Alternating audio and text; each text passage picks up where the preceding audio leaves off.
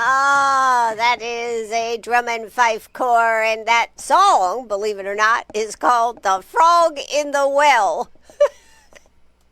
I think that is so neat. In fact, there are all kinds of groups out there that do a drum and fife corps, and it just really reminds you of early days, doesn't it? So that's I thought I would just play that just as a little intro this morning. Hope you're doing well. Hope you are ready for the 4th of July. Hope you've got some 4th of July gob on here. Let's see. I could do it up right here. Let's see. I can put these glasses on. I just can't see with them. But I do have my 4th of July glasses right here for you. So I can go all out this morning with my look. Good morning, everybody. How are you doing?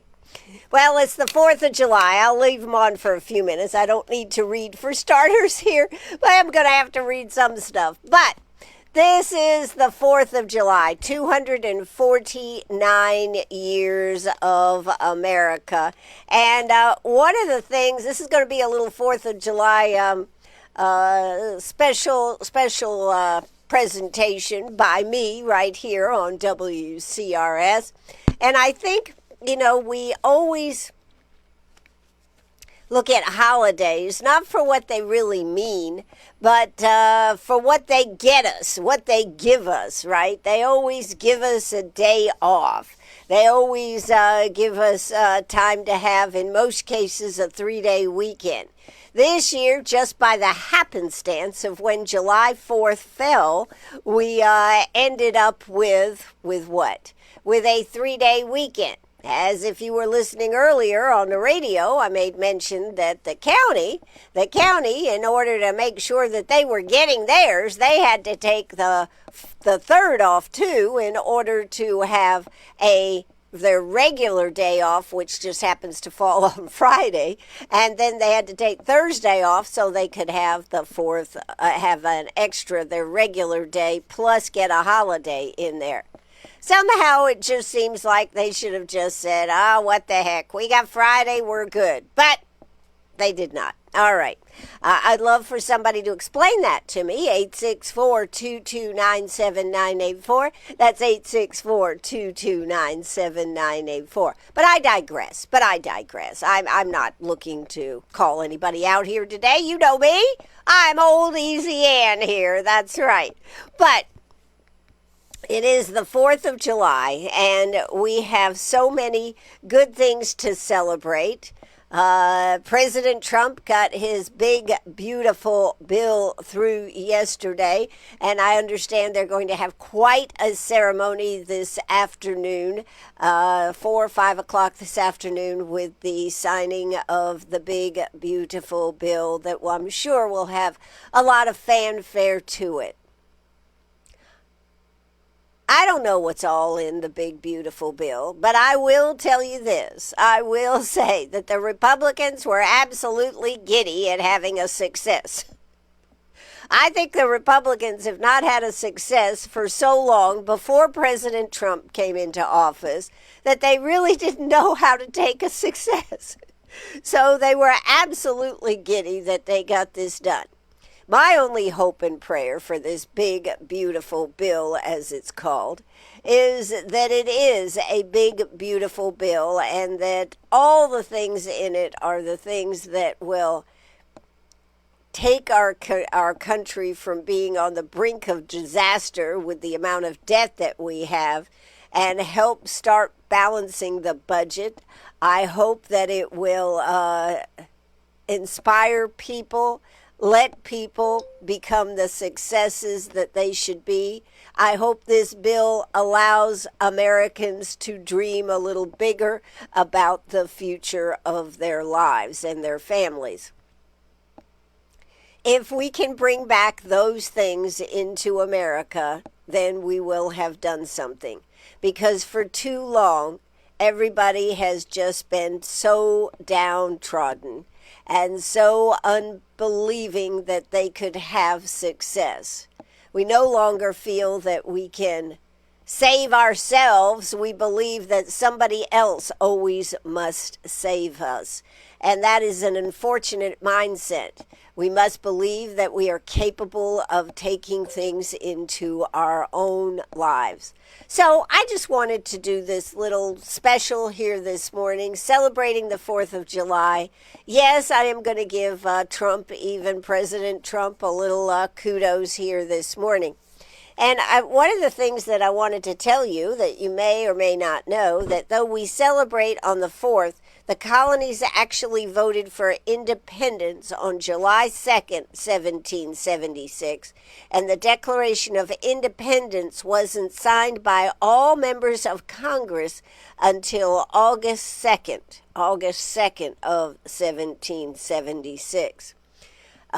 So they were supposed to be 5 men that wrote the Declaration of Independence, and somehow, one of them decided that they'd give this young upstart, Thomas Jefferson, the ability to write most of it, put it together, and then they would look at it. But and they basically did that because they needed Virginia to be a strong member of the colonies, and of course he was representing Virginia. So that's a couple of little back pieces that you may not have known.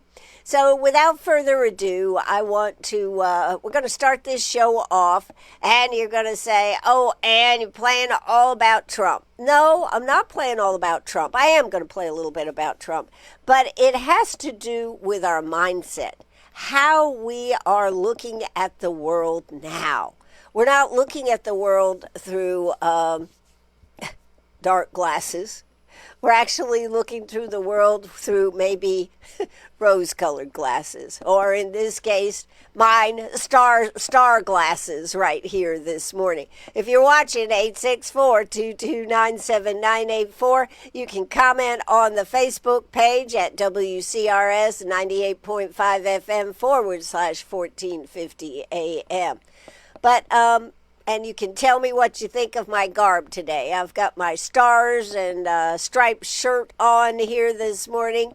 I am now wearing my stars, red, white, and blue glasses. And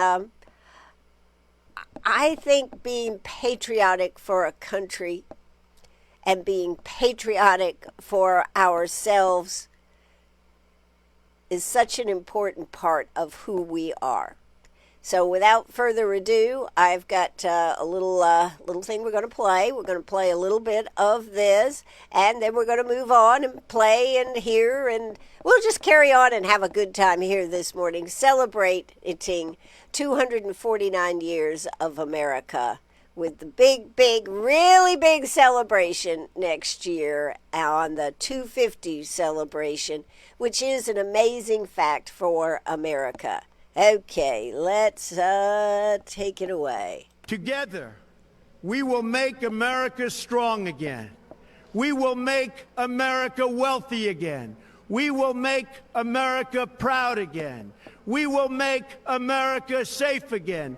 And yes, together, we will make America great again.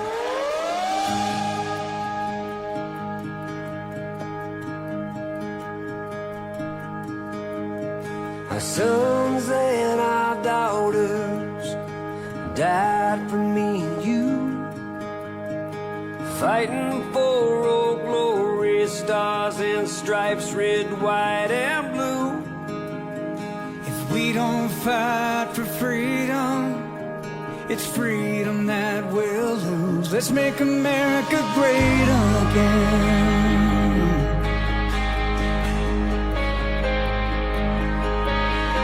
Tired, worn, and haggard, we've seen our better days.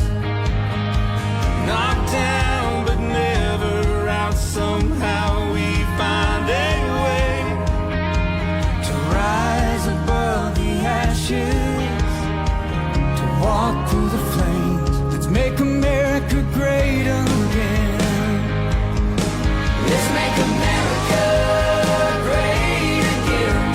America great again. America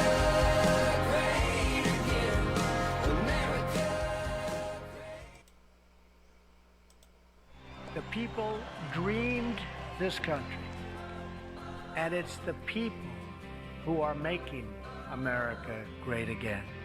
American black and blue. That is the truth. It is the people that make America great. The one thing Donald Trump has done, President Donald Trump has done, has brought back, at least for part of the country, brought back the idea that we can be great, we can do great things, we do not have to be taken advantage of as a country. And I think that unto itself is most important. We had just become people that just said, we just got to take it. We just got to take it. So I wanted to read to you something. I have a book here. It's called The Little Big Book of America. And it's one of my favorite books, particularly when things are happening or, events and whatnot. I like to go back to it. I haven't gone back to it very much lately. So I pulled it out last night and I said, I'm going to do some of an old-time fashion show. I used to do these shows all the time, and I hadn't done one in a while, and I thought, we're going to do one. So, Democracy. This is by E.B. White, July 3rd, 1944. And it is from the writers written as an editorial in the New Yorker. And I think I better change out my glasses or I'll never be able to see this. So, it says, we received a letter from the Writers' War Board. This is July 3rd, 1944, so we're right in the middle of World War II. The other day, asking for a statement on the meaning of democracy. It presumably is our duty to comply with such a request, and it is certainly our pleasure. So this is written by E.B. White. Surely the board knows what democracy is. It is the line that forms on the right. It's the don't in don't shove. It's the hole in the stuffed shirt through which the sawdust slowly trickles. It is the dent in the high hat. Democracy is the recurrent suspicion that more than half of the people are right more than half of the time. Let me read that once again. Democracy is the recurrent suspicion that more than half of the people are right more than half of the time. It is the feeling of privacy in the voting booths, the feeling of communion in the libraries, the feeling of vitality. I think this is important, the vitality everywhere. Democracy is the score at the beginning of the ninth. It is an idea which hasn't been disproved yet, a song, the words which have not gone bad. It is the mustard on the hot dog and the cream in the rationed coffee. Democracy is a request from a war board in the middle of the morning, in the middle of the war, wanting to know what democracy is. I think that's pretty cool. I think that says that our country survives because more than half of the people believe in certain truths to be true. And so that is why I wanted to read that this morning, even though you might look at it and say, well, that's kind of outdated, and we don't have rationed coffee. No, we don't have rationed coffee. But our country has been through so many things, and we, the people, have always come together and supported what was necessary. And so at a time in our life where we're saying we are at a crossroads, and we keep bringing up the fact that we're at a crossroads. So we need to celebrate the fact that we still are able to come together. And as we celebrate this 249 years, on the precipice of 250 years, we need to remember what people gave for our country. And yes, I'm talking about, of course, our soldiers and anybody who gave, but I'm talking about the courageousness of those that gave to form this country and get out from under the tyranny of our country.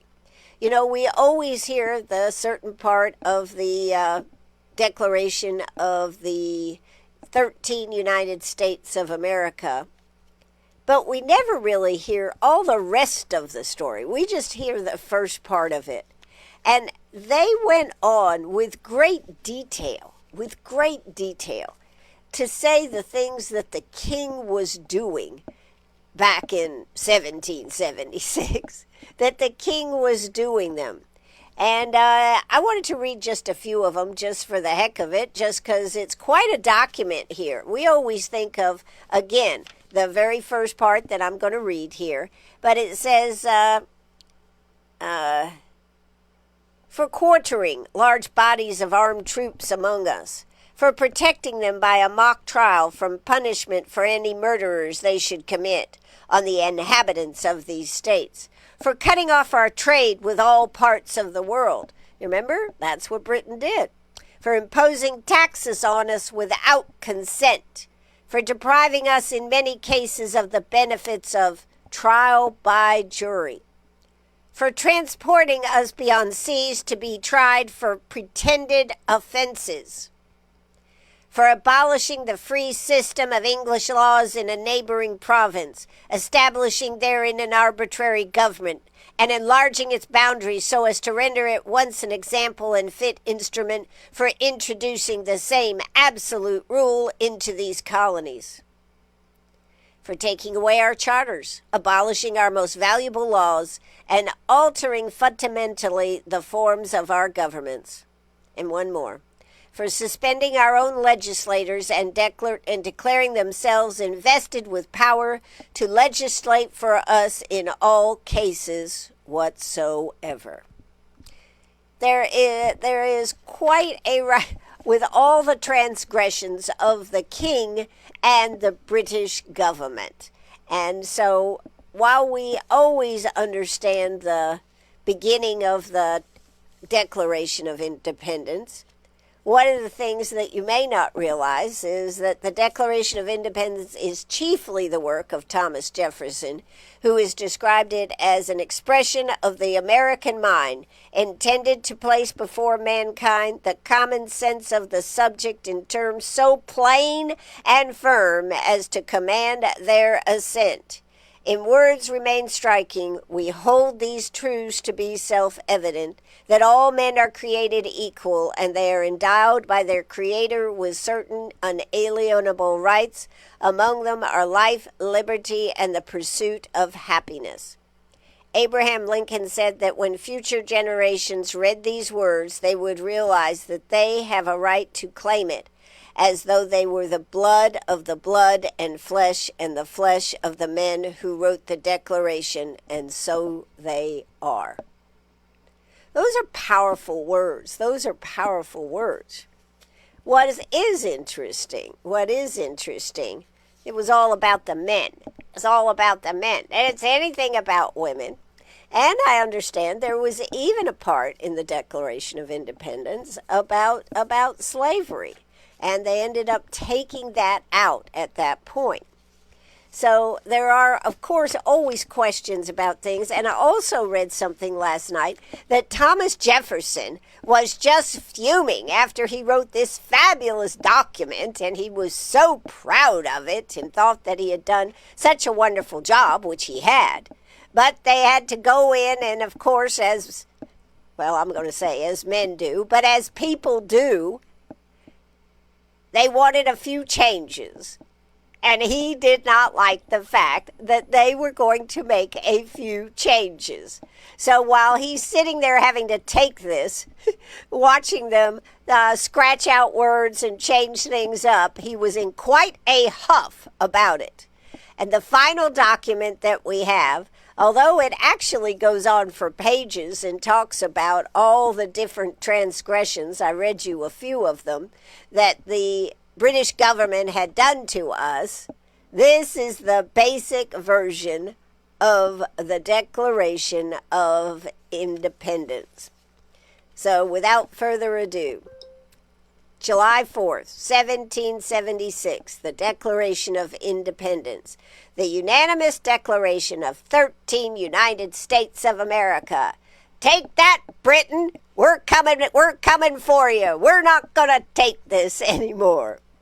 When the course of human events, it becomes necessary for one people to dissolve the political bands which have connected them with another, and to assume among the powers of the earth the separate and equal station to which the laws of nature and of nature's God entitle them, a decent respect to the opinions of mankind requires that they should declare the causes which impel them to the separation. We hold these truths to be self-evident, that all men are created equal, that they are endowed by their Creator with certain unalienable rights, that among them are life, liberty, and the pursuit of happiness. That to secure these rights, governments are instituted among men, depriving their just powers from the consent of the governed. That whatever any form of government becomes destructive to these ends, it is the right of the people to alter or to abolish it and to institute new government, laying its foundation on such principles and organizing its powers in such form as they shall seem most likely to affect their safety and happiness. Prudence, indeed, will dictate that governments long established should not be changed for light and transient causes, and accordingly all experience has shown that mankind are more disposed to suffer, while evils are sufferable, than to right themselves by abolishing the forms to which they are accustomed. But when a long train of abuses and usurpations, pursuing invariably the same object, evinces a design to reduce them under absolute despotism, it is the right, it is their duty, to throw off such government and to provide new guards for their future security. Such has been the patient sufferance of these colonies, and such is now the necessity which constrains them to alter their former systems of government. The history of the present King of Great Britain is a history of repeated injuries and usurpations, all having in direct object the establishment of an absolute tyranny over these states. To prove this, let the facts be submitted to a candid world. And then, of course, it goes on and talks about all the indiscretions and all the things that were happening to the colonies. This became the basis of this country. Thomas Jefferson wrote the majority of it with a few changes and whatnot to it. But there is a lot more to the Declaration. Oh my gosh, somebody just made a comment. Okay, a Declaration of Independence here. So I just wanted to share this with y'all this morning because we so often think of just the very shortened version, which is all that anybody seems to remember. But it really is quite a document outlining so many different aspects. I also wanted to read you. Let me put my glasses back on. No, I won't. Okay. South Carolina. Who signed the Declaration of Independence for South Carolina? Thomas Hayward Jr., Thomas Lynch Jr., Arthur Middleton, and Edward Rutledge. So there you go. That's who signed it from South Carolina. And, of course, there were 13 colonies. And thank God they did that. I do want to say, I think I may be related. I mean, I'm just going to go ahead and put this out there. It hasn't been proven yet. But if it's true, there could be a reason that patriotism runs deep in my heart. In New Hampshire, Josiah Bartlett signed the Declaration of Independence, and that was from New Hampshire. In fact, there is a Bartlett, New Hampshire. My maiden name, Bartlett. That's right. So I'm saying that I'm related somehow. I didn't realize we had so many Bartletts up there in New Hampshire, Massachusetts is where a lot of them were from.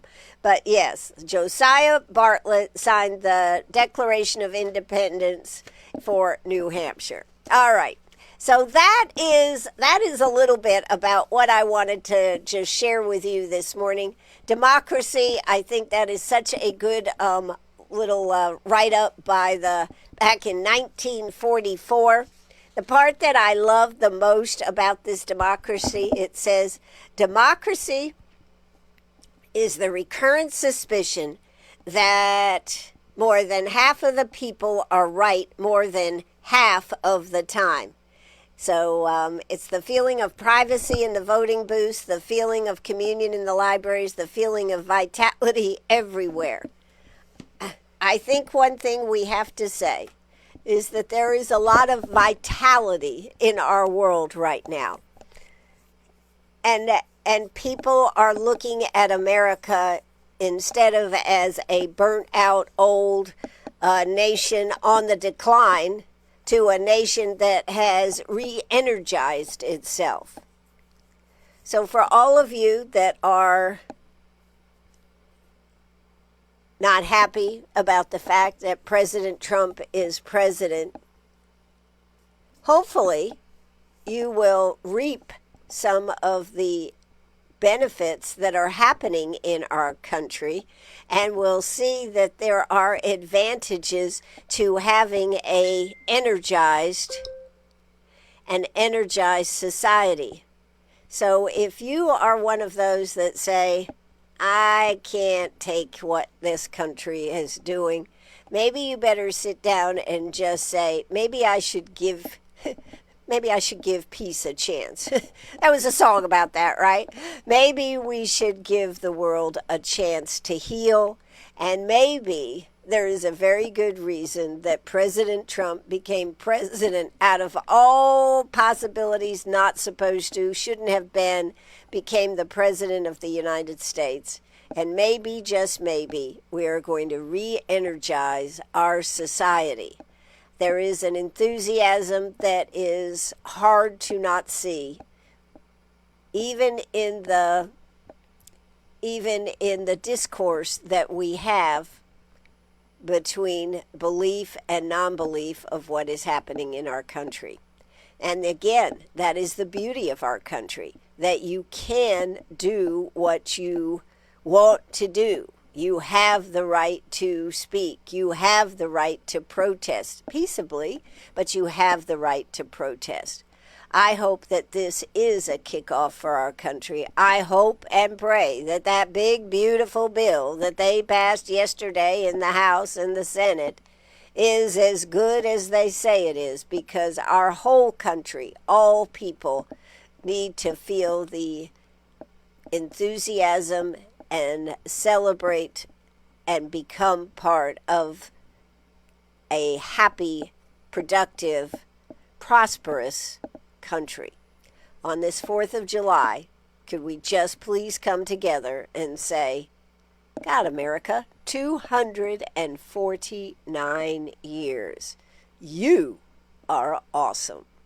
I'm Ann Eller right here with you this morning. I've got another one of these drum and fife corps songs I want to play for you.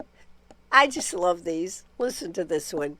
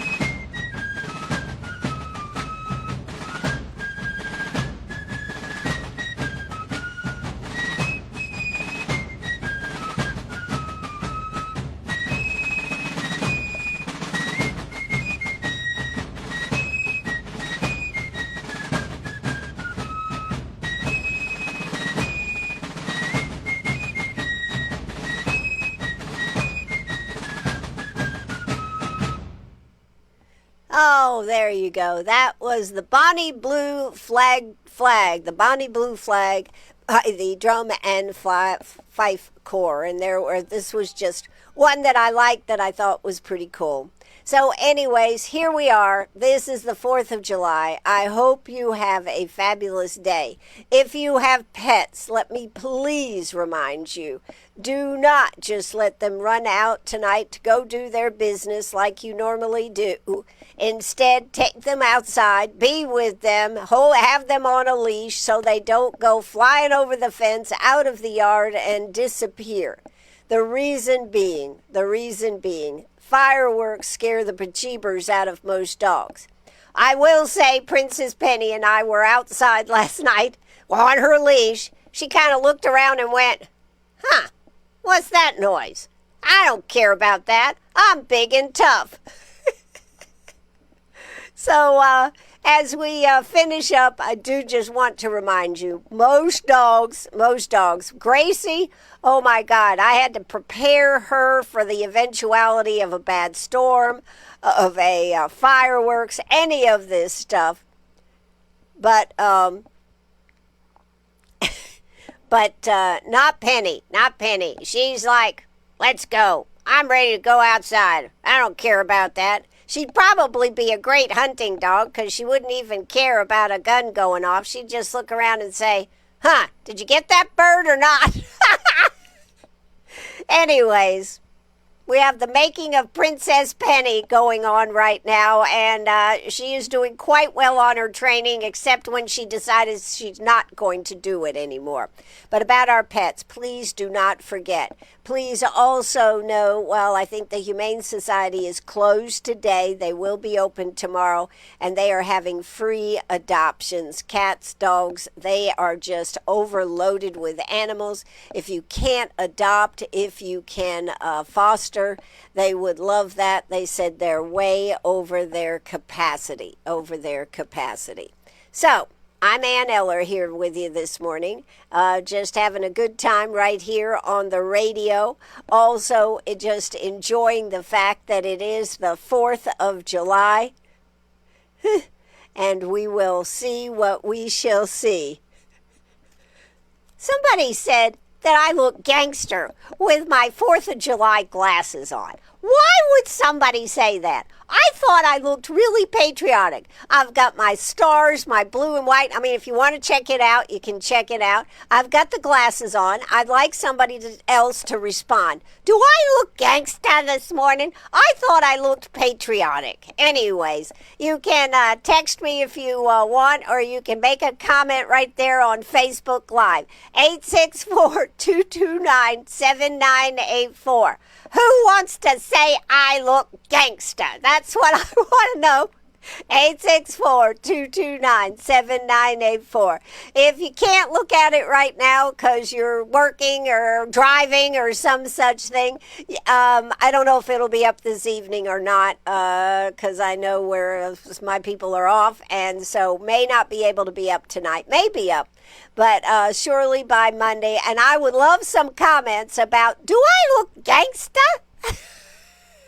Is this what gangsta looks like? I do not know. 864-229-7984. Somebody just said, I think they're very cute and patriotic. So there you go. From gangsta to patriotic. That's me, Ann Eller, right here on WCRS. Have a beautiful day. There will be no show tomorrow. I'm taking the day off. I know y'all are surprised, but I'm going to take the day off and celebrate our country. Again, have a great weekend. I will be back on Monday morning. No, I don't have a guest host coming in for me. No. I'm here or we're not here. But anyways, have a great weekend. I'll be back on Monday. Again, don't forget about your pets. People will be putting off fireworks tonight, tomorrow night, maybe Sunday, who knows. But take that extra few minutes and walk them outside to do their business. Don't just let them go out the door, because you know what we'll see on Facebook the next day? What are we going to see? We're going to see them saying what? Oh, I just let them out to do their business and then they bolted. I don't know what happened. Yes, you do. Stop doing that. Walk your dog on when we have fireworks so you don't have to go through the agony of trying to find them. That's going to do it for me right here on WCRS. We're going to play another little patriotic song as we go out of the show here today. This is a good one too. When Johnny comes marching home. Have a great day.